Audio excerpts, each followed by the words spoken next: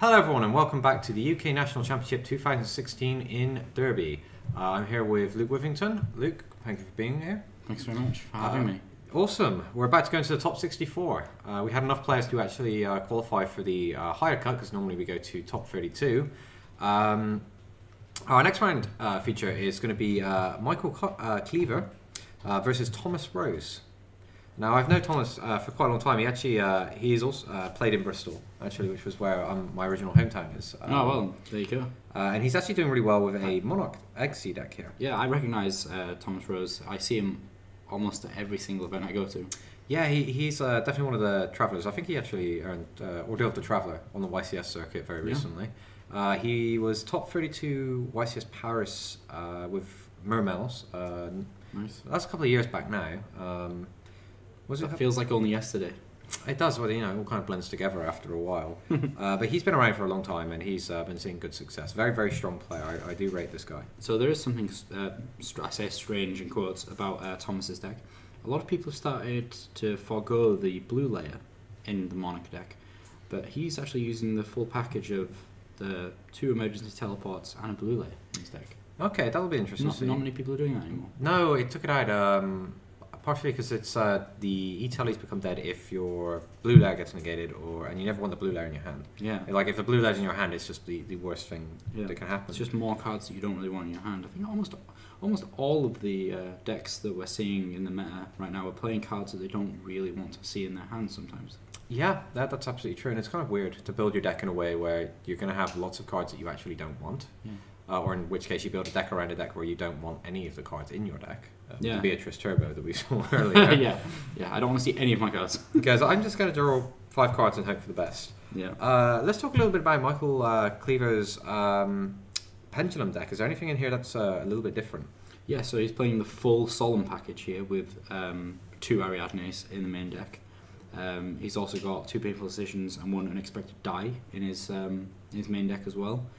Nothing really too strange about either of these players' side decks, but yeah, he's not playing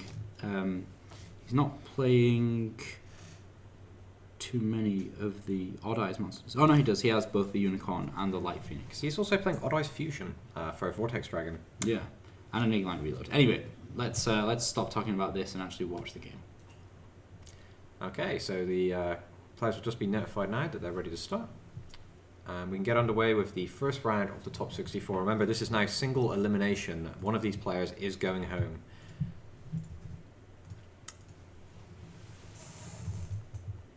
And on the flip side of that, the other one's then going to be moving into the remaining 5 rounds of knockout.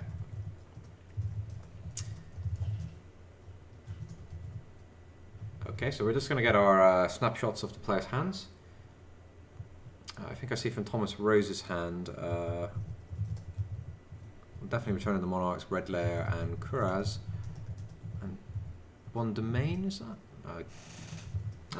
You know what, I can just look at the photograph, that'll probably be easier than guessing. So for Mike's hand, we've got Magical Abductor, Guiding Ariande, Performer Pal, Skullcrow Acrobat Joker, Performer Pal Lizard Rule, and a Drago Pal monster. I think it's Lecter. Let me take a look. Yeah, I see the Lecter in that hand, and then Thomas opens with Brilliant Fusion. Nice thing to open with. Red Layer, Tenacity of the Monarchs, Return of the Monarchs, and a Kuraz. Don't really want to be opening with that Kuraz. He doesn't have the Kuraz, but he does have the Return, he does have a Red Layer, and he does have a Brilliant Fusion, and he does have Tenacity. So all of those cards are live with the exception of the Kuraz. Yeah, but Michael's going to go off here. Michael's going to start with a pretty solid start. He didn't have any solemn cards in his opening hand. No, and he's got no real way to trigger Ariadne. Yeah, but he does have a Lizard Draw, so he could technically draw an answer to either of those 2 questions. Yeah, well, Ariadne's a little restricted now because... No Wavering Eyes. There's no Wavering Eyes, but he also doesn't have the Luster Pendulum. This is true. He could just drop his whole hand right now. I think that's what he's going to do. He's just going to Pendulum summon all the cards.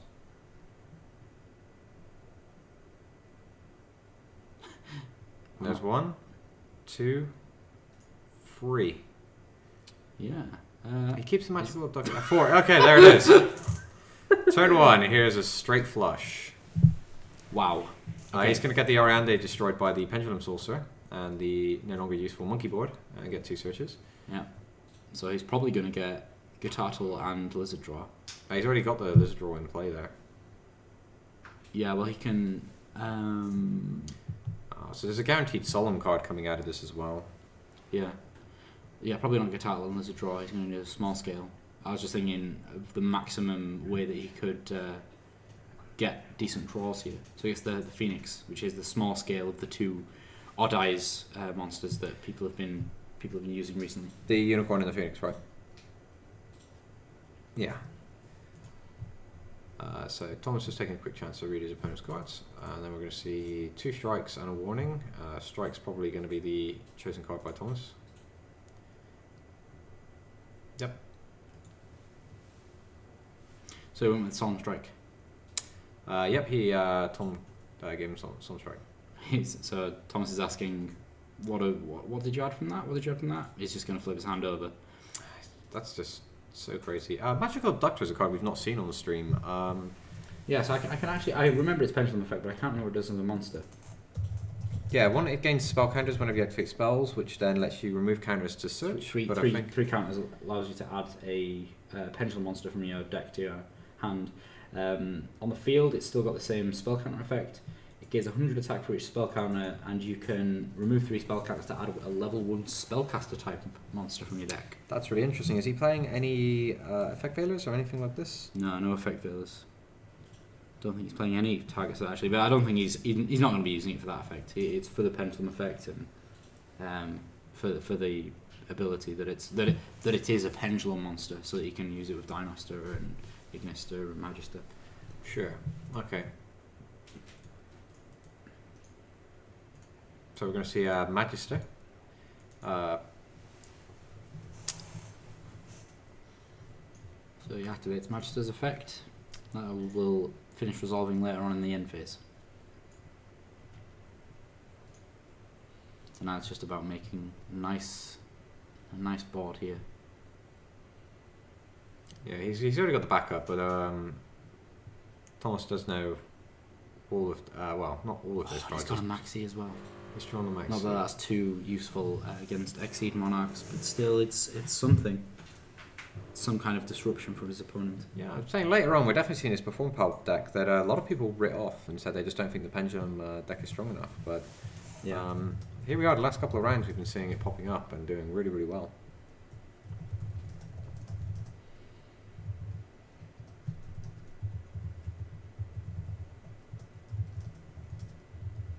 Luster, the Draco Slayer Luster is being added to Mike's hand. So that's going to enable all the synchro shenanigans and even more adding more pendulum setting up if it goes in the zone.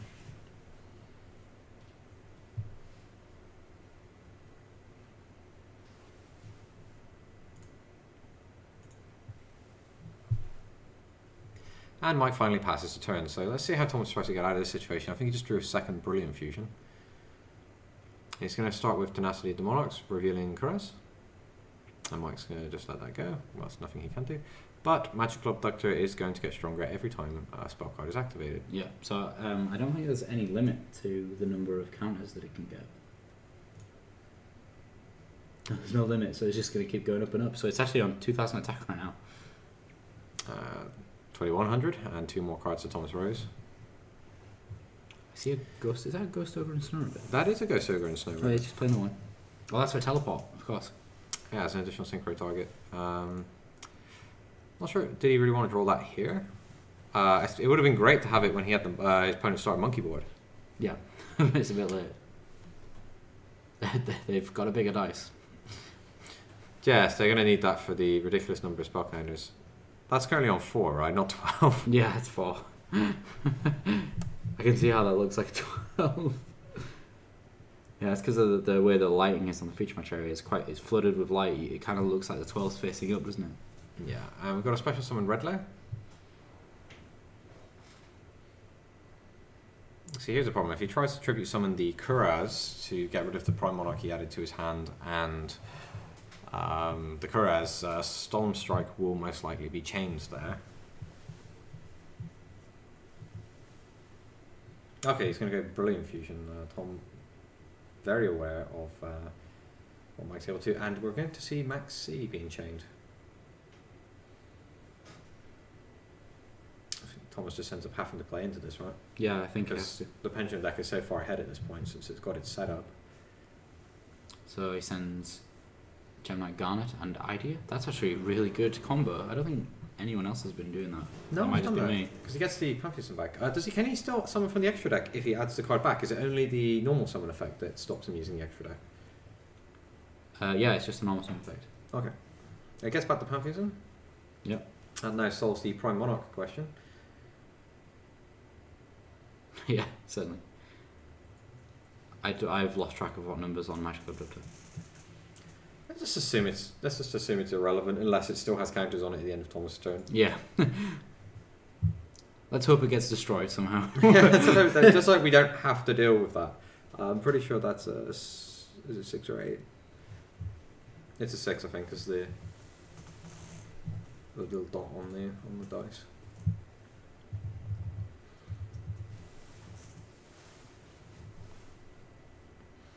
You see, Mike's just casually sat there waiting for the normal summon.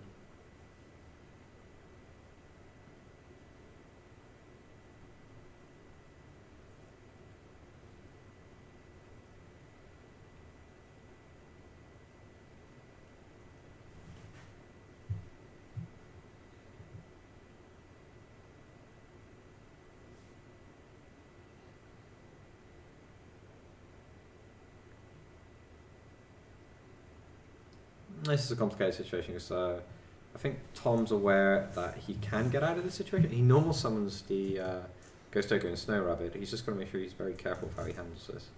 Where is it? What has he got here? They can go to. He can get up to a Mega. Is he playing Scar He's actually Dragon? playing an extra deck card that I don't have a clue what it is. Wait, which one?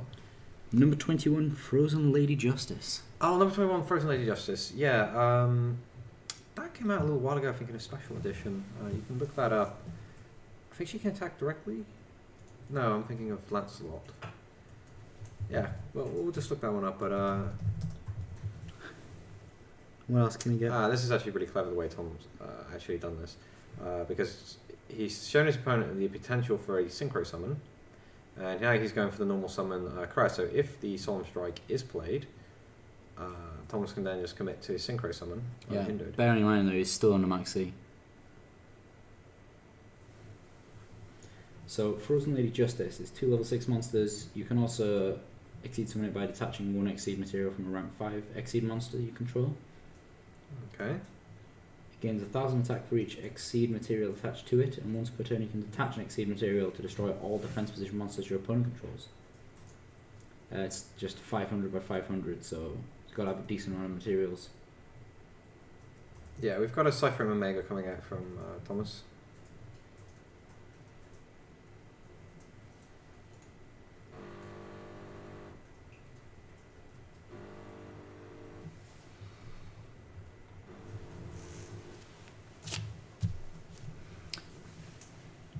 Yeah, so Master's pointed out here he's playing 3 copies of Instant Fusion in his deck list, and he's playing the regular kind of, Panzer Dragon, bit of Elder Entity Norden, and a Thousand Eyes Restrict. Thousand Eyes Restrict. I haven't seen that in a while. A lot of people wrote it off because Cosmo, the whole targeting being a deal breaker. But in this particular matchup, if Tom does find himself in a situation where he has to remove something, he has the option to.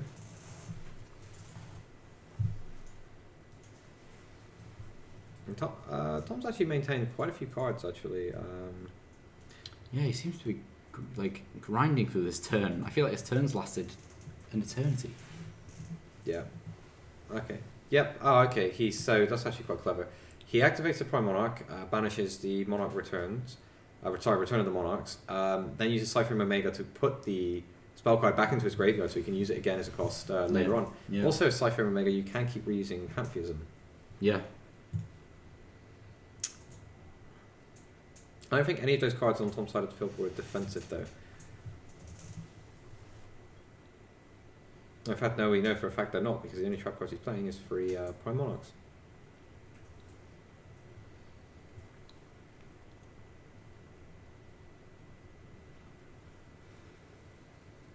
So it could be a Monarch Stormforth. This is true.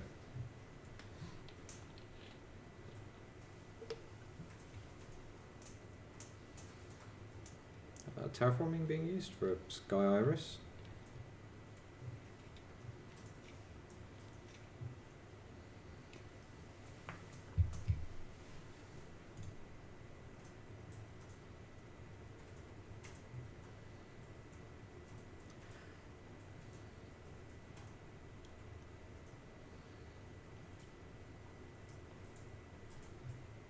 So I guess Tom's plan is to just not die here. Now that a very a massive pendulum summon is on its way after Mike makes the remainder of his extra deck plays, just to mostly clear up his field so he has room for the big pendulum summon. Yeah. So he doesn't know that his opponent doesn't have any trap cards.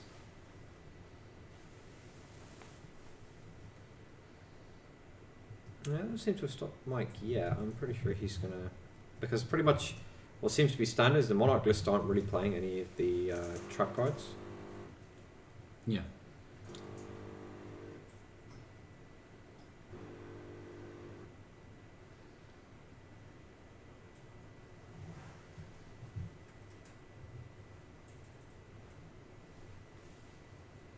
Odd Eyes Fusion. Here we go. So that's going to deal with the Omega quite well, in fact. That's going to force the activation. Okay, interesting. He's chaining Omega. That means the Odd Eyes Dragon's in his hand, right? Not necessarily.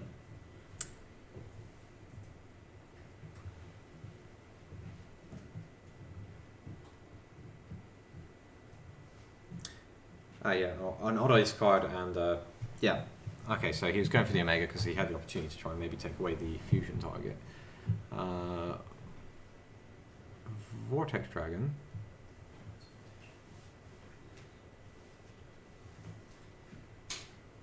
He's considering attack and defense, but he has got like so many cards, so he can afford a negation. Yeah, it makes sense to put it in attack mode. Yeah. Oh, he's worried about perhaps drowning Mirror. Well, no, he could just negate that. Yeah. There's nothing to be worried about.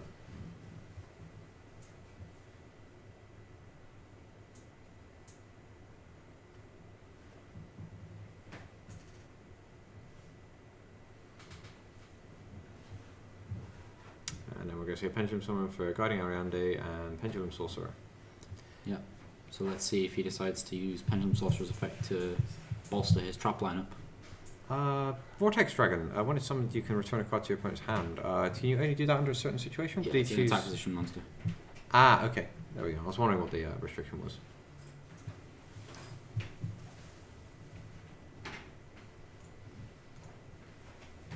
Pendulum Sorcerer destroys Guiding Ariande. So he gets the... Oh, there's also a Pendulum Sorcerer in the Pendulum Zone, so that's an additional 1,000 attack points onto his own field Pendulum Sorcerer. So he gets a search and another counter trap, which is going to make Thomas Rose's last turn was really awkward because of the Solemn Strike. Yeah, and again, he's going to give him Solemn Strike most likely. I know he's going to show him Scalding. He's probably going to get Strike. That's really interesting. It's the most restrictive. That's really interesting how he chose, because he did have another copy of Solemn Strike in it. He didn't have to reveal that he was playing Scalding, unless he's... Scalding is the best option to have for him. Yeah, but Tom knows this. He's not going to give it to him. He's going to give him Strike. So he's actually revealing this information. I see what you mean. Yeah, I see what you mean. So you think like there's no point showing Scalding if he's never going to give it to him. Yeah, he knows full well that his opponent in a top 64 is not going to give you the best of those three options. It's kind of They gave him warning anyway. Yeah, I mean, it's kind of a Punisher mechanic. Anytime your opponent gets to choose how your card resolves, it's always going to be the worst possible outcome for you. Yeah, but of course, they're all three are bad options, and you know that's okay. But it's actually a thing that comes up in card development quite a lot.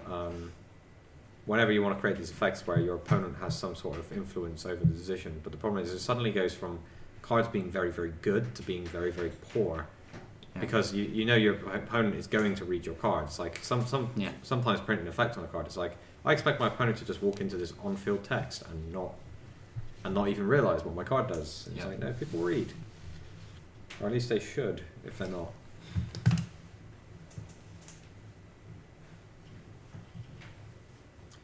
So we're going to see emergency teleports. We're going to see a surprise defender from Thomas Rose and get the blue layer, which will then get him a red layer, so he can actually start maneuvering next turn if he gets there. Yep.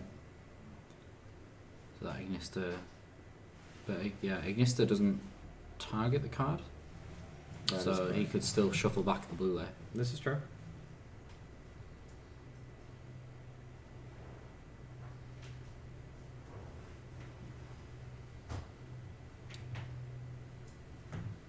I'm a little confused. Oh no, okay, he's shuffling away the back row. Okay. So teleport is going to resolve? Maybe you just let teleport. I don't understand why teleport wasn't. Ah, okay, Vortex. Vortex negates the teleport. Yes, this makes sense now. Vortex negates teleport and then you shuffle away the other back row. Yeah, the Prime Monarch has already been used in Mike's standby phase, so it's not like it can be used again this turn. No.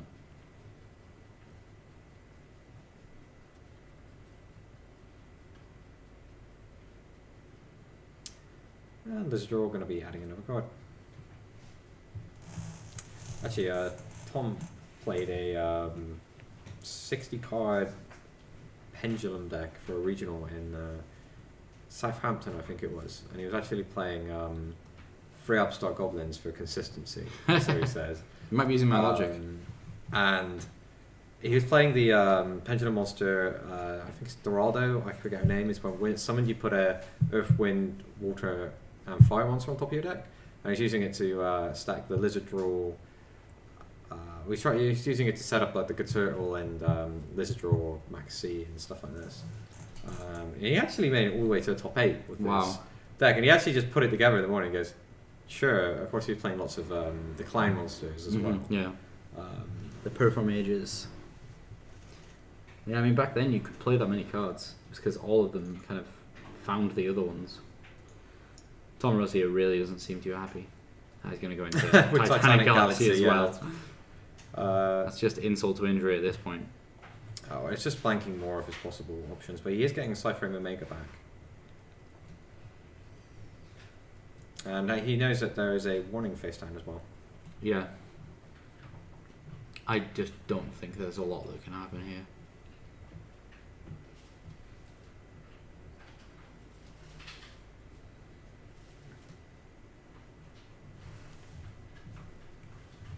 And I think Thomas is just picking up his cards. Yeah, the hard part about that was all of it really.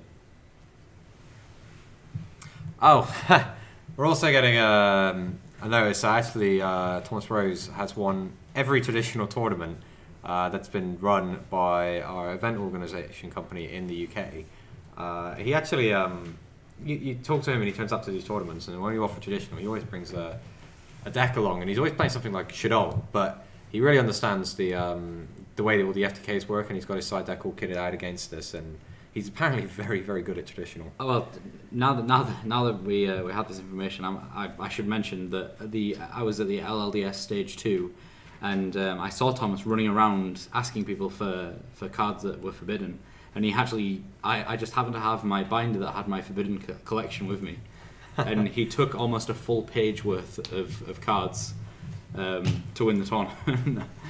I wish I knew more about Mike. Actually, this is the first time I've seen him on the competitive scene. But he is 1-0 up, which is a really good place to be. First round of top 64. He's got a really interesting deck. Ignite Reload was a big thing. Luke Smythe from Ireland, multiple Irish national champion, was saying to me that he absolutely loved it. It is just like Upstart Goblin in this deck, but even better because you get the card back as well, because it's the amount of cards you shuffle in plus one. Yep. So you get the card back. So you can any of these crazy hands where you just open a load of pendulum monsters that you don't really want to see, you just shuffle them all away. I think Tom's going to have a bit of an uphill struggle here because there is definitely going to be 3 Mask of Restrict coming in from Mike. What's he playing? He's got 3 Twin Twisters. I don't think the rest of his side deck is really relevant. He's got the 3 Max Cs, but if he's going first, he's probably not going to play these Max Cs. No. And the rest seem to be anti-Cosmo stuff. Yeah, he's actually playing 2 Mask of Restrict in the Monarch side deck. Again, people taking that approach of playing Mask of Restrict. Okay, Mike's hand's loading in. We've got Magical Abductor, Master the Draco Slayer, Twin Twister, 2 Mask of Restrict. Wow. 2 Mask of Restrict. But Thomas is taking the first turn. Yeah. I know I keep calling him Thomas. Any other time I've ever spoken to him, I've called him Tom. Yeah, so Tom is opening here with blue layer. Blue layer to get red layer. The rest of his hand is double Monarch Stormforth, Tenacity of the Monarchs, and an Ether. That seems pretty good. Yeah, but still, the only actual targeted removal that he has is summoning Kuraz from Aether. Yeah, So but does he really want to pop all of Mike's back rows using it? Well, if his opponent flips up a Mask Restrict, well, yeah, he could respond and then get the effort, then get Kuraz and use Kuraz to clear up the Mask Restrict. yeah, but he's not gonna. So he's gonna pass. Mike's gonna have set them. Yeah, he's not going to. Tom's not gonna get a chance. Oh to, yeah, of course, to because do it's it going to be during during his turn. Yeah, nice what you're saying. unless he He does it blinded, hits the blinded, black which row. is just not. Just doesn't seem right, does it? It seems. I'd say it's risky. I would use the word risky. Yeah, very risky. Actually, And he's behind a game. It's not what you want to do. I actually saw the chat. Somebody asking, "Are we going to be doing? Could we do more traditional? Is this something you guys would actually turn up for? Because like I'm not entirely convinced we'd get huge turnouts for it. Now, yeah, there are things like Machiura, the Destructor, FTKs and stuff, but you can actually play around it. You can play around that stuff. Tom is very familiar with all that sort of stuff. And we've just been, I just saw that there's over 1,000 of you watching, so thank you for tuning in to the top 64. We'll try and keep you guys entertained. Alright, so that's actually... If not us, the game certainly will. Yeah, absolutely. If not, you can just mute us and listen to some music to dual buy or something and enjoy the show. Okay, Mike sets 1 Mask Restrict and a monster, and we're going to see... Wow, Tom just literally dropping the Monarch Stormforth in the end phase, and he's going to go for the Ether. Yeah. But it's going to be during the... it's got to be during the main phase. Okay, so that gives Mike additional time to actually... Yeah, so now that we see this play, actually, he's definitely not going to be able to destroy the other Massive Restrict. The only issue is Mike has no way to get rid of that Ether. Tom... Oh! Tom didn't actually put the blue layer back in his deck, or in his hand. Oh, whoops. No, I don't know if that's a mistake. It may be intentional. There's no possible reason Yeah, because you would don't want not to draw put it. it in your hand. Well, to not add it back to your hand. Well, yeah, I guess. There is no reason whatsoever. Okay, that's interesting. Unless he's going to summon Frost and Flame Dragon. You know what? Stranger things have happened. Let me just check to see if he has it. No, he does not play Frost and Flame Dragon. Yeah, you know what? I was going to check, because... Oh, here we go. What's really interesting, on a complete side note, is the last time I saw Frost and Flame Dragon being played was in Monarchs. Really? What with Thestalos and... Thestalos and Mobius. You would play Frost and Flame Dragon as well. And then Desert Twister, I think its name was. You'd play Grand Marg and Zabog. Oh, those cards are so old. Being able to combine different attributes. Yep, he's going to draw 2 cards. Instant Fusion and... Instant Fusion. He's got Panther Dragon. Well, the 1,000 Eyes Restrict. Hiding away. Yeah, but he's not going to be using He's that not going to use it anyway. right now. Yeah, But if his opponent flips up Mask Restrict, if Thomas really wants, he can just get the Panzer Dragoon and let that deal with the Mask Restrict. Okay, Mike is going to set an additional card. Yeah, I'm trying to remember what Frost and Flame Dragon did now. I think it was just you banish one of each. It's 23 by 1,000 or something, and then you can once per turn destroy a card on the field. You discard a card and you destroy a monster, I think. Is that what it is? There's a secret rare in... Not Tactical Evolution. No, it was before Tactical Evolution, wasn't it? It was a Gladiator Beast set, I'm pretty sure. I don't remember. Anyway, Okay, it was so it was a long time ago. Mask Restrict being flipped up. Yeah. So now he just needs to deal with that ether. Actually, he can deal with Mask Restrict. He can just play Instant Fusion into Panzer Dragon and then pass. Yeah, seems like a good play. But that's only one. Yeah, that's one. He doesn't know Mike has a second. But Tom, I'm going to try and do this, is going to be able to get quite a bit of damage in here. Oh yeah, I was wrong actually. Desert Twister was Riser and Grand Mag.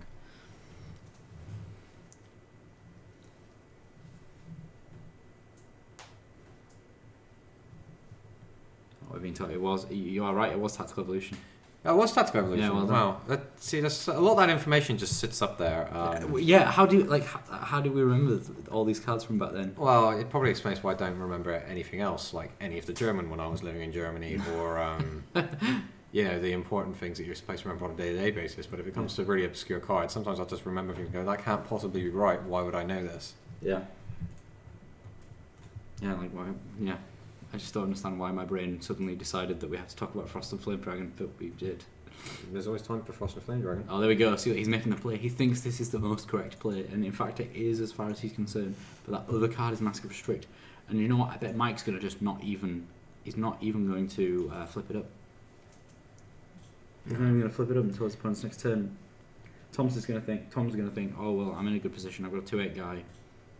He can make an Xe summon if he wants. Oh, well, yeah, he can go down that route as well. And then do it. He could just. I don't think he's just going to let the Panzer go. I mean, that's like kind of desperation. Yeah. So he can just go for an Xe answer. Yeah. And honestly, I forgot that he had. Sent that Prime Monarch. That's an answer as well. What's that? Palladius, you can just return it. His opponent flips the other one, and then he gets to attack through. Yeah. Okay. Yeah. So actually, Mike's going to be able to hold up the dual terminal Palladius. Yeah. It's sending me back during the. I think it was 2010, 2011 UK and Ireland Dueling Championships. Would it make sense to actually go Shark Fortress? With that? Why, yes. Yes, it would, because then he would have won. Yeah, but he doesn't know what his opponent's on the face down card is. If he bounces the face down card, it's because he didn't realise, or maybe he just missed lethal. Yeah, wow. Yeah. He didn't detach a material, so he wasn't scared of the face down. He could have gone Shark Fortress and won. Yeah. Yeah, the entire chat is just exploding, saying Shark Fortress was game. Actually, really interestingly, he's since he's returned the Mass Restrict, he could technically... there's another Mass Restrict.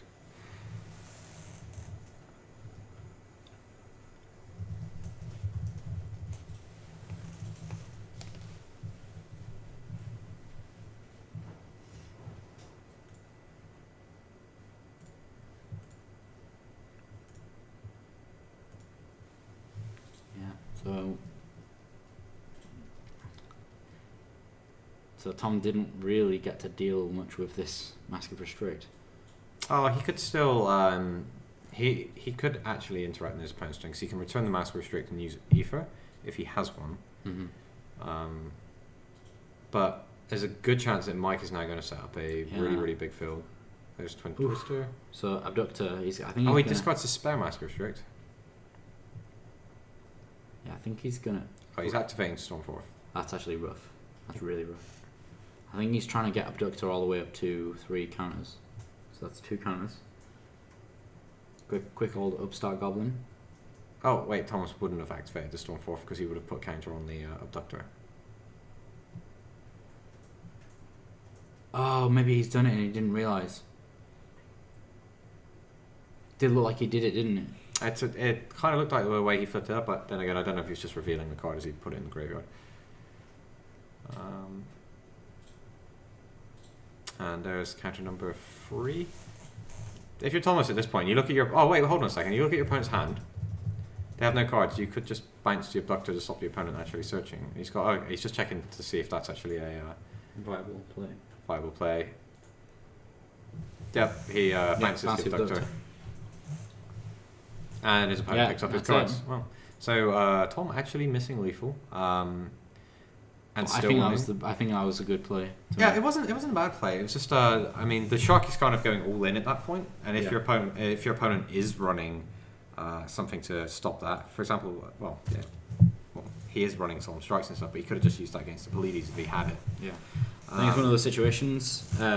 It's a really high level question to ask yourself. What play can I make right now which has the least likelihood of me losing the game? I think Shark Fortress was one of those ones where if he had any response to it, he'd have lost. Yeah, you lose the game right after because he's already under Mask of Restrict. So he was ready to pendulum summon.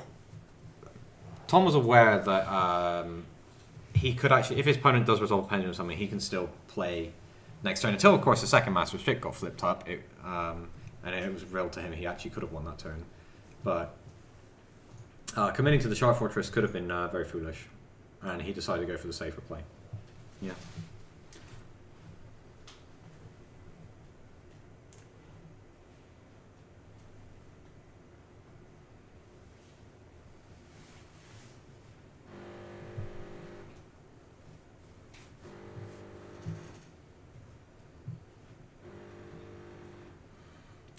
So Mike going first again, most likely in this last game.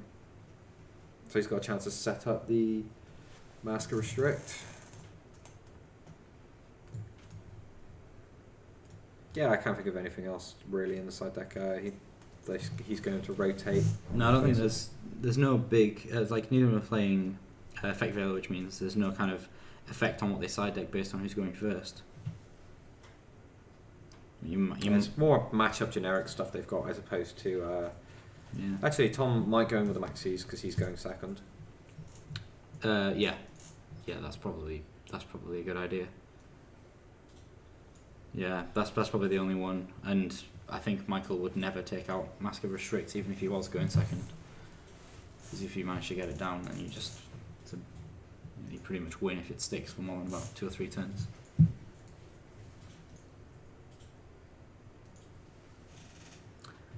Does Mike play Key Beetle? The answer is no, he does not. He's not playing any of the dark. He's not playing too many darks, so it would be quite difficult for him to get out.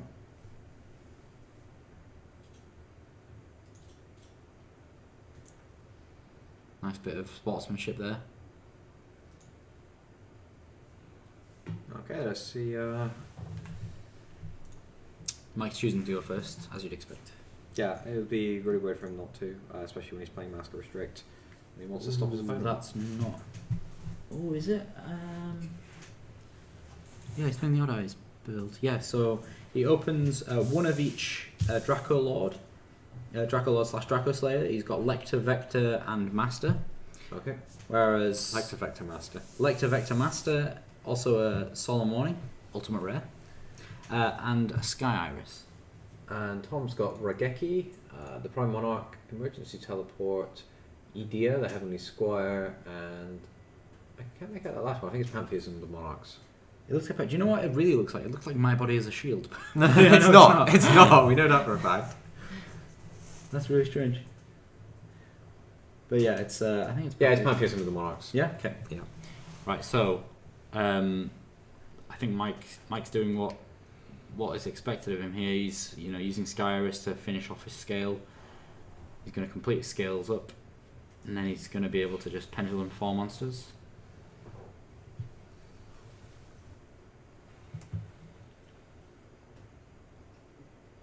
No, is he not going to pendulum the rest? You see Tom just. I don't know if that was just like happy that his opponent only pendulum summoned 2, or if his opponent got that and he's frustrated. I'd assume it would be the former. Yeah, I just don't know what's. I thought that he would be able to go into some like Magister and Dynaster play. But let's see how many. Oh, he's only playing 2 Dynasters. That's probably why. Is he playing 2 Magisters? No, he's only playing 1.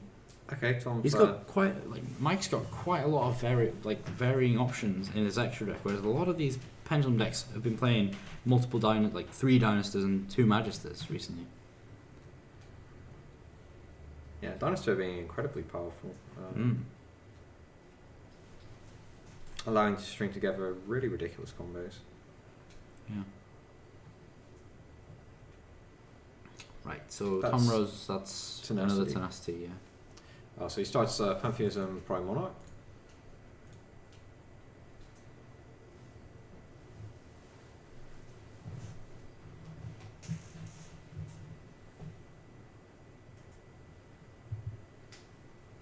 banishing Pantheism.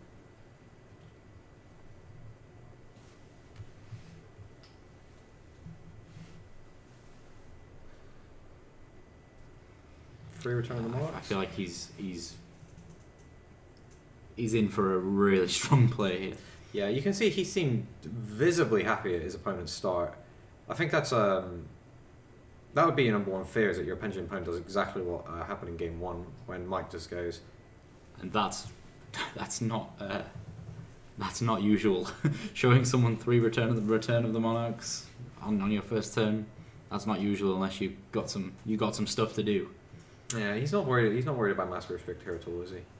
No, I don't think he can be. I think he's got to just go in and hope. Yeah, well, yeah. I mean, to play his deck any other way just leaves him with really suboptimal plays. So yeah, just play as if Mask isn't there, and if it is, it is, and you figure it out. And what's the expression? You cross that bridge when it comes. Yeah, exactly. Mask of Restrict again. Such an old card. Labyrinth of Nightmare. Yeah. Oh, he actually tribute summons for the red layer, and Solemn Warning going to be used. Yeah, so he's not even going to get Return of the Monarchs either. Maybe he's going to put his blue layer back in. He's thinking about it. He actually drew the Ghost Ogre as well, which is not great. Yeah, not at this point.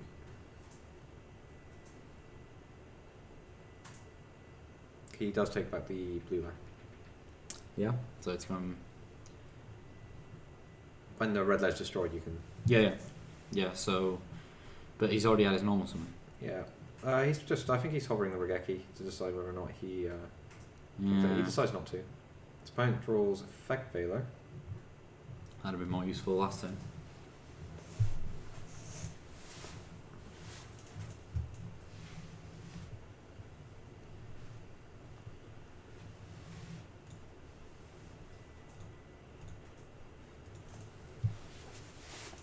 So I guess he's just got to hope that drawing this Ghost Ogre, which you kind of usually would want from Emergency Teleport, is going to pay off here. Yeah, I could do. It's still a very, very strong hand trap. Yeah, definitely. We're going to see Odd Eyes Fusion. Nope. No, there's Joker. Skullcrobat Joker, right? Not Acrobat Joker. Skullcrobat Joker. Skullcrobat Joker. Perform Pal Skullcrobat Joker. We're going to see Pendulum Sorcerer. Yeah, I don't think that Ghost Ogre is that useful right now because he's not going to be able to destroy the Pendulum Scales. Yeah, I mean, even if he uses it here, he's just got to sit on it for a while. Maybe an opportunity presents itself. Because at the moment, none of those monsters can get over the blue layer, so he's going to have to commit to something in order to. Whoa! Well, he has the. That's important. What's that? That he's destroyed Sky Iris with Pendulum Sorcerer. Oh, because that means that the scales can be targeted again. Yeah, well, they can be destroyed again now. Yeah. Oh yeah, sorry, destroyed.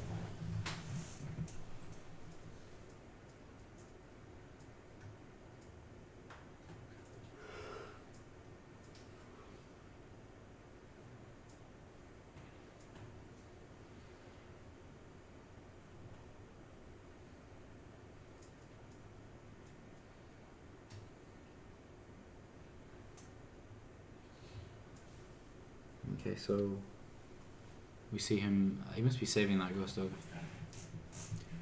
Yeah, well, he has seen the Odd Eyes Fusion, but he can't play the Odd Eyes Fusion because can he? Does he have an Odd Eyes card? No, I don't think he does. Oh, well, okay, there you does go. Odd Eyes Fusion. Sorry, we can see that. So this Vortex Dragon has 2,500 attack, doesn't it? Yeah, 2,500 attack, 3,000 defense.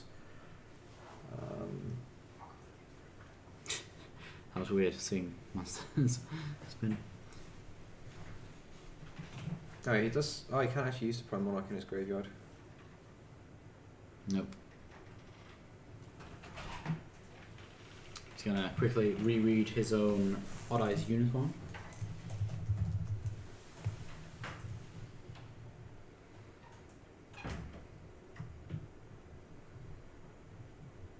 So it just helps with the attack. gaining. But that's not going to help now because he only had one odd eyes monster. The Vortex Dragon. So it's going to... Oh, wait, entering time. So it's 36.50. That's a huge hit to be taking. 37. Just time. 47. It's around 5, wasn't it?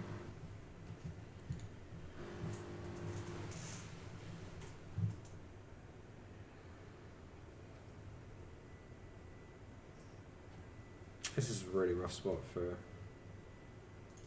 Thomas to be in. Mike has got quite a bit of damage through. We just had a question. Does he play Trapeze Magician? The answer is no. Oh, I remember that one where the 2 spellcasters, you can make something double attack and then it's destroyed at the end of turn. Yeah. Yeah, you used to see that with Shadell Construct quite a lot. Yeah. Yeah, with the clowns. Those are not fond memories. I'm not too sad about not seeing that card as frequently as we used to.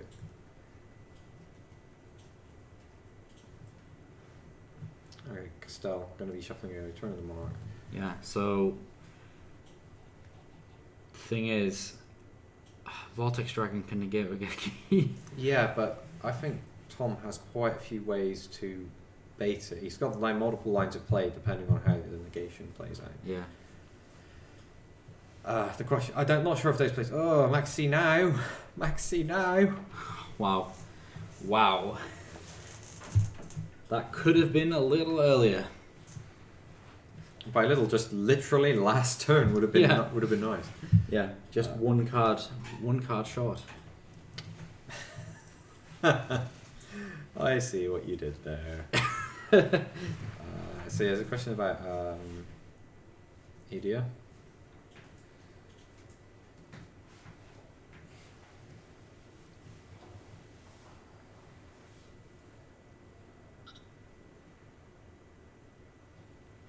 Okay, Edia's going to be getting... Can resolve. Mithra. The Thunder Vessel. However, Tom can't summon from the extra deck this turn because he's used Edia's effect. This is probably his last turn, despite what the dice on the table says. His life points are so low. Yeah, and actually, the turns are actually much shorter because we're in single elimination now instead of Swiss. Yeah, so it's you're finishing up current turn and it's 1, 2, 3. Yeah.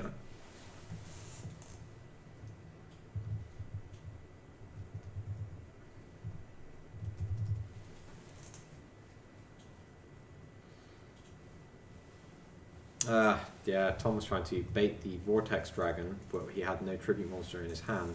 Because had he used the Vortex Dragon to negate the Idea, he gets back the Pantheism, which opens his plays, and then he can actually resolve the Regeki. Yeah.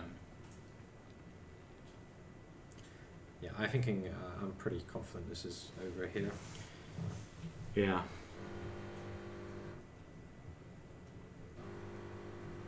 Yeah, it has to be. Look at the field.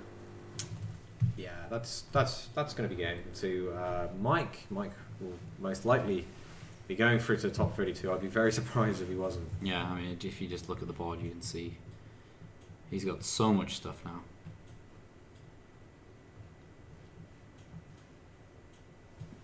I don't think Tom runs any cards in his deck that in this situation would win him the game.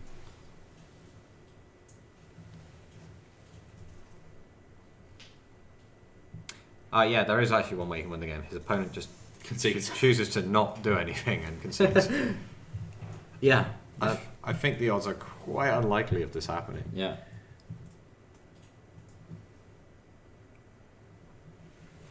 Yeah, Tom Ross here really in a tough spot. Because Vortex has a negation anyway. Yeah. You can't pendulum summon. You have no more spaces. Well, I'm gonna just make super sure this is how it's gonna end. Yeah.